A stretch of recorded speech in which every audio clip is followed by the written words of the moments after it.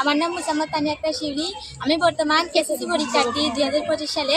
আর পরশুদিন বৃহস্পতিবার আমাদের এসএসসি পরীক্ষা অনুষ্ঠিত হবে। আর সেই পরীক্ষা সম্পর্কে আমার যে প্রিপারেশনটা, আমি আল্লাহর কাছে শুকরিয়া আদায় করি। আলহামদুলিল্লাহ, আমি যতটুকু প্রিপারেশন নিয়েছি, আমার পুরোটাই কনফিডেন্স আছে যে আমি একটা ভালো রেজাল্ট আনতে পারবো।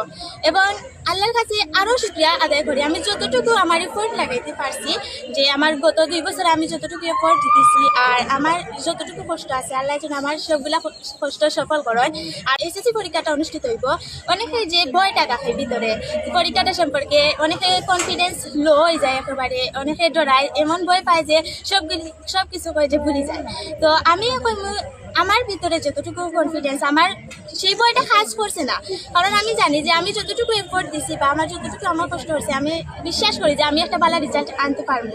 আর সবাই আমি ওটুকু হইতে চাই যে কনফিডেন্স লো করিয়া লাস্ট মোমেন্টে আইয়া যে কনফিডেন্স লো করিয়া কোনো লাভ নাই।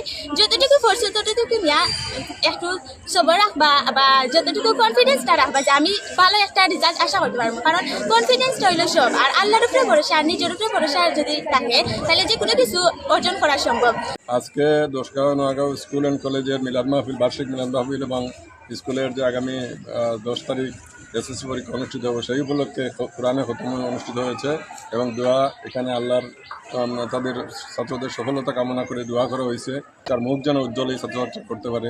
আমাদের আগামী দিনের ভবিষ্যতের এই শিক্ষার্থীদের জন্য আমরা দোয়া করছি। আল্লাহ তাদের সফলতা বয়ে নিয়ে আসুক, এই দোয়াই আমরা কামনা করি।